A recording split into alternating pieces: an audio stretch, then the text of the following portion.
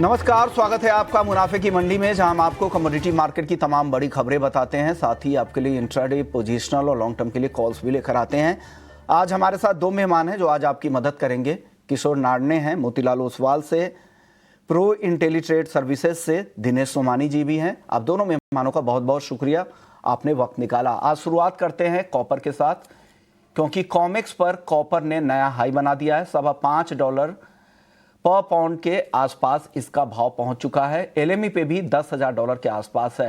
हालांकि premium CME पे और कॉमेक्स पे ज़्यादा दिख रहा है, क्योंकि ट्रंप के टैरिफ की चेतावनी के बाद से यहाँ पर जितने भी बड़े एक्सचेंजेज हैं उन्होंने स्टॉकिंग शुरू कर दी है, चाहे वो सीएमई में हो, फिर चाइना के एक्सचेंज हो या फिर एलएमई पे। हालांकि वहाँ पर एलएमई के वेयर हाउसेस में लगातार स्टॉक कम भी हो रहे हैं। आमतौर पे 70,000 टन का जो शिपमेंट होता है यूएस में, मंथली शिपमेंट, औसत शिपमेंट है, वो बढ़कर 5 लाख टन हाल का जो शिपमेंट नंबर है वो हो चुका है। यानी वहाँ पे डर है कि आगे दाम बढ़ेंगे। इससे बेहतर है कि यहाँ पर जल्द से जल्द यहाँ पर कॉपर की स्टॉकिंग की जाए। किशोर सर, क्या लग रहा है कॉपर में क्या होगा? प्रीमियम काफ़ी बढ़ गए हैं सीएमई पे, कॉमेक्स पर, आगे क्या होगा? कॉपर के दाम कुछ कूल ऑफ होंगे आगे, क्या लग रहा है आपको sir?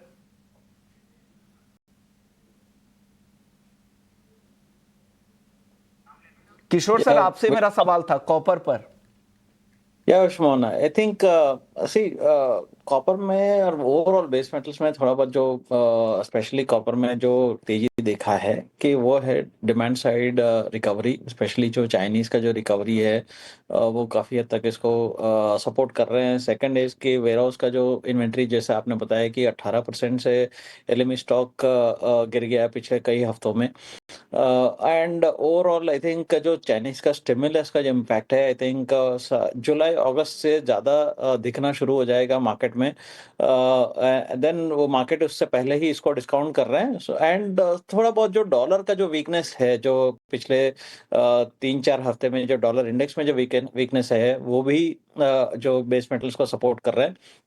So even at current levels इसमें हमको लगता है कि यहाँ पे तेजी कंटिन्यू रहना चाहिए।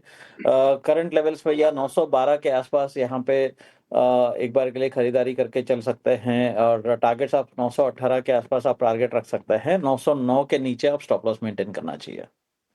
अभी भी खरीदे, अप्रैल का कॉन्ट्रैक्ट में 912 के आसपास खरीदने की सलाह है। लेकिन किशोर सर, एक सवाल ये है, ये जिस तरह की तेजी है, कॉपर किसी भी फाइनेंशियल मार्केट का इंडिकेटर होता है। अगर कॉपर में तेजी है तो फाइनेंशियल मार्केट की ग्रोथ को दिखाता है, लेकिन इस बार की कहानी बिल्कुल अलग है। टैरिफ के कंसर्न से इस तरह की तेजी दिख रही है। आपको लग रहा है कि इस तरह की तेजी लंबे समय तक टिकेगी? विश्वमोहन, सी ग्लोबल इकोनॉमी अब सिर्फ एक देश या एक प्रांत के लिए नहीं है। और आज बेस मेटल्स में इकोनॉमी का मतलब है सबसे बड़ा जो कंज्यूमर है वो चाइना है। सो चाइना का जो हालत को ज़्यादा से ज़्यादा दर्शाता है कॉपर, निकेल, जिंक, जो एल्यूमिनियम, स्पेशली जो इंडस्ट्रियल मेटल्स जो है, एंड इंफ्रास्ट्रक्चर डिमांड जो है, कि अगर आप पिछले 2 दशक के पहले की अगर बात करें कि overall infrastructure was the driving force behind global economy. अगर सर्विसेज सेक्टर से अगर ग्लोबल इकोनॉमी चलता है तो शायद कॉपर का इतना रिलेटिव लिंक नहीं होता है। सो यस, ये मानना सही है कि कॉपर जो ग्लोबल इकोनॉमी का सेहत को दर्शाता है, but at the same time ये ज़्यादा से ज़्यादा एशियन इकोनॉमीज़ को ज़्यादा दिखाता है रादर देन वेस्टर्न इकोनॉमीज़ को। अगर वेस्टर्न इकोनॉमी में अगर आप टैरिफ का बात करें, टैरिफ का जो नेगेटिव इम्पैक्ट है, एज ऑफ नाउ टैरिफ का नेगेटिव इम्पैक्ट ज़्यादा से ज़्यादा यूएस पे रहेगा, और थोड़ा बहुत जो north American other countries like Mexico हो गया और कनाडा हो गया टू सम एक्सटेंट। मुझे नहीं लगता है कि इमीडिएट इम्पैक्ट चाइना के ऊपर बहुत ज़्यादा नहीं रहेगा। एंड वो काफ़ी हद तक बेस मेटल्स में भी दिख रहा है। दिनेश जी, आप बताइए, बेस मेटल्स पर आपकी राय क्या है ओवरऑल? अगर आप किसी को कोई काउंटर चुनना हो, कहां आपको लग रहा है कि कन्विक्शन ज्यादा है, ज्यादा भरोसा आपको दिख रहा है, किस मेटल्स पर? जी नमस्कार विश्व मोहन जी। नमस्कार सर। जैसे कि किशोर सर ने कहा कि चाइनीज इकोनॉमी में रिकवरी देखने को मिल रही है, तो जो मेजर बेस मेटल्स है ये चाइना ड्रिवन होते हैं। वहां इकोनॉमी अगर की रिकवरी करती है तो मुझे लगता है सबसे बढ़िया इंडिकेटर्स होते हैं बेस मेटल्स की रिकवरी में, और जो कि हमें देखने मिला भी ही। इंडिया में अगर ऑल टाइम हाई देखते हैं कॉपर का तो 946 के आसपास है, और अभी 916 चल रहा है, मात्र 3% नीचे चल रहा है अपने ऑल टाइम हाई से।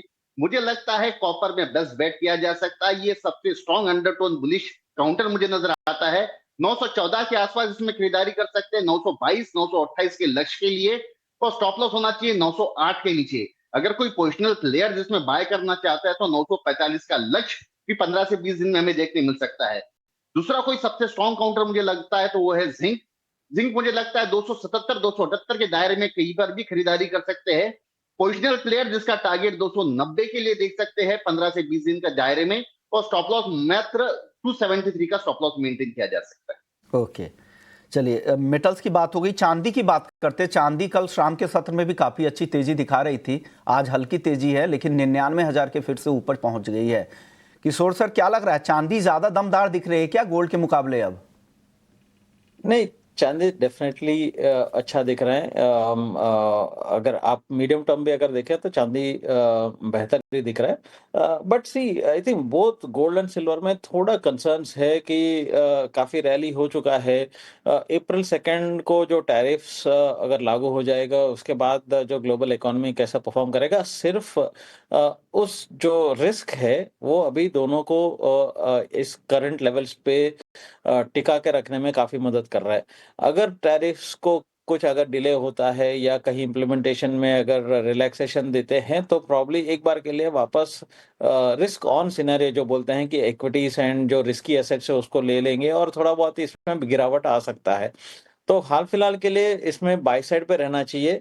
सो सिल्वर डेफिनेटली अच्छा लग रहा है, 99,000 के आसपास जो है करंट लेवल्स से बाइंग कर सकते हैं। 1,02,000 रुपए के आसपास का आप टारगेट रख के चल सकते हैं। 98,300 का स्टॉप लॉस होना चाहिए। बट रिलेटिवली गोल्ड में मुझे लगता है कि इंट्राडे में थोड़ा बहुत हल्का सा गिरावट देख सकते हैं। 87,200 तक भी गोल्ड में मैं थोड़ा गिरावट देख रहा हूँ। बट अगेन कोई ट्रेंड रिवर्सल नहीं है ओवरऑल जब तक ग्लोबल जियोपॉलिटिकल अनसर्टेनिटीज कंटिन्यू कर रहे हैं और सेंट्रल बैंक बाइंग खास करके ये इसको कंटिन्यूड सपोर्ट दे रहे हैं। और इसका जो ओवरऑल जो बड़ी चाल है वो तो तेजी का ही है, थोड़ा बहुत करेक्शंस का उम्मीद कर सकते हैं। और गोल्ड पे तो ये, चांदी पे भी आपने बता दी, गोल्ड पे आपको लग रहा है कि थोड़ी नरमी इंट्राडे के लिए लग रही है आपको, 87,200 तक फिसल सकता है, लेकिन चांदी में आपकी बाई कॉल है, 1 लाख के ऊपर फिर से वापस से चांदी जा सकती है। दिनेश जी, सोने चांदी पर आपकी कॉल क्या है आज के लिए? सिल्वर में हमने एक स्ट्रॉन्ग रिकवरी देखने को मिली है। डाउनसाइड जो 97,000 के आसपास के लेवल्स गए थे वहां से ऑलमोस्ट 99,500 के आसपास ट्रेड कर रहा है। आई थिंक 99,000 99,100 के आसपास इसमें दोबारा खरीदारी लौट कर आ सकती है, वहां पर निश्चित तौर से बाय कर सकते हैं। 1,02,000 का ऊपर मुझे टारगेट नजर में आता है, और डाउनसाइड मुझे लगता है कि 98,440 का इसमें स्टॉप लॉस मेंटेन करना चाहिए। गोल्ड गोल्ड के मुकाबले सिल्वर थोड़ी ज्यादा स्ट्रॉन्ग लगती है। गोल्ड मुझे अब ट्रेडिंग जोन लगता है, एक बड़ी रैली के बाद में मुझे लगता है एक दायरे में ही ट्रेड होता हुआ नजर आता है। बट फिर भी अगर इंट्राडे कोई बाय करना चाहता है तो 87,520 ये लेवल है, पिवट पॉइंट है, एक डिमांड जोन है, यहाँ पर खरीदारी की जा सकती है। ऊपर में 87,850 का लक्ष्य, एक छोटा लक्ष्य देखा जा सकता है, और 87,300 का स्टॉप लॉस मेंटेन किया जा सकता है। तो आपका कॉल ये है, हालांकि रेंज में दिख रहा है तो रेंज में ट्रेड करने की सलाह है, या तो लोअर लेवल पे आप खरीदें या अपर पे आप बेचें। लेकिन चांदी, दोनों एक्सपर्ट्स को लगता है कि यहाँ से 1 लाख के पार निकल सकती है चांदी। चलिए क्रूड की बात करते हैं। क्रूड में जिस तरह की तेजी आई है, $73 के ऊपर टिक गया है। हालांकि दोनों तरह की खबरें, एक तरफ से रशियन ऑयल की सप्लाई की चिंता है, ओपेक प्लस भी अप्रैल से उत्पादन बढ़ाने वाला है, दूसरी तरफ वेनेजुएला और ईरान से सप्लाई घटने का डर है। किस खबर का ज्यादा अब यहाँ से असर होगा? किशोर सर, क्या लग रहा है, क्रूड की चाल आगे क्या रहेगी? आई थिंक सी क्रूड एक बॉटम को ढूंढ रहे हैं कहीं ना कहीं, जो स्लाइटली ओवरबॉट रीजन में है, और सी टेक्निकली एक बॉटम का जरूरत है। एंड फंडामेंटली जो वेनेजुएला का न्यूज़ है वो थोड़ा बहुत सपोर्ट कर रहे हैं। सो कि सडनली ये ऑयल मार्केट से मतलब कम हो सकता है, थोड़ा सप्लाई टाइट हो सकता है, जो काफी टाइम से एक पॉजिटिव न्यूज़ का इंतजार कर रहा है। आई थिंक वेनेजुएला ने एक ट्रिगर दिया है। सो मुझे लगता है कि शॉर्ट टर्म के लिए एक बार रिकवरी आ सकता है, 6,040 के आसपास तक इसमें रिकवरी हो सकता है। 5,900 920 के आसपास यहाँ पे बाइंग कर सकते हैं। 5,850 का स्टॉप लॉस मेंटेन करना चाहिए। 6,040 का टारगेट रख सकते हैं। अगेन वहाँ पे अगर अगेन मैं ये नहीं बोल रहा हूँ कि यहाँ पे बहुत बड़ी तेजी आएगा, बट एक रिकवरी बाउंस बहुत जरूर मिल सकता है। एंड अगर ऑप्शन में ट्रेड करना है, 6000 का जो कॉल ऑप्शन है 130 रुपए के आसपास अवेलेबल है। 110 रुपए स्टॉप लॉस मेंटेन करना चाहिए और 160 रुपए के आसपास का टारगेट रख सकते हैं। तो ऑप्शन ज्यादा बेहतर है, 6000 के स्ट्राइक की कॉल के साथ जाए। वोलेटाइल काउंटर है, न्यूज ड्रिवन काउंटर है, तो 6000 के स्ट्राइक की कॉल आप खरीदे, ज्यादा बेहतर होगा। आप बताइए दिनेश जी, आपकी राय क्या है? क्रूड पर क्या कॉल दे रहे हैं आज के लिए? विश्वमोहन जी, मुझे एक बेहद दायरे में लगता है क्रूड का पूरा व्यापार। अगर आप पिछले 10 से 15 दिन देखते हो तो डाउन साइड ये 5800 और अपसाइड 6000 ये दायरे में ही ट्रेड कर रहा है। अभी हाल फिलहाल ऊपर के लेवल्स पर है और न्यूज बेस्ड रैलीज आ रही है, इसमें कोई डिमांड से लेकर कोई नई रैली नहीं बन रही है।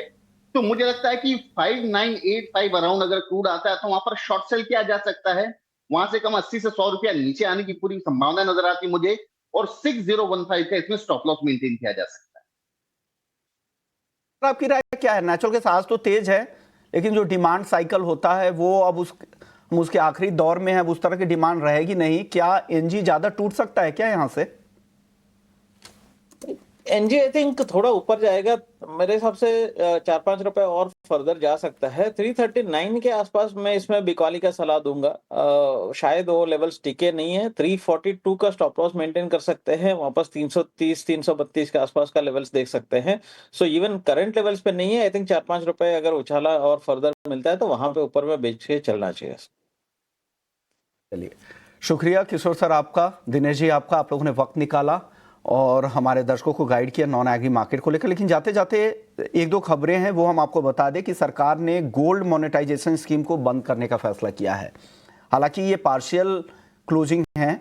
मीडियम और लॉन्ग टर्म डिपॉजिट वाले जीएमएस को बंद करने का सरकार का फैसला लिया है, क्योंकि इसके प्रदर्शन को देखने के बाद सरकार को लगा कि इसे कंटिन्यू करना वायबल नहीं है, तो इसे बंद किया जाए। लेकिन शॉर्ट टर्म डिपॉजिट वाले जीएमएस यानी गोल्ड मोनेटाइजेशन स्कीम जारी रहेंगे। दूसरी खबर है गेहूं को लेकर। गेहूं को लेकर सरकार की सख्ती बढ़ती जा रही है। यहां पर गेहूं के स्टॉक पर सरकार की नजर है। अब हर शुक्रवार को जितने भी पार्टिसिपेंट्स हैं, वैल्यू चेन से जुड़े हुए जितने भी ट्रेडर्स हैं, मिलर्स हैं, स्टॉकिस्ट है, सबको अपने स्टॉक के बारे में बताना होगा। सरकार जमाखोरी रोकने के लिए और गेहूं की बाजार में पर्याप्त सप्लाई और कीमतें काबू में रहें, इसके मद्देनजर सरकार ने यह फैसला लिया है और ये नोटिफिकेशन जारी करके लोगों को बताया गया है कि आप अब हर शुक्रवार को अपने स्टॉक की जानकारी दें। तो चलिए मुनाफे की मंडी को यही समेटेंगे।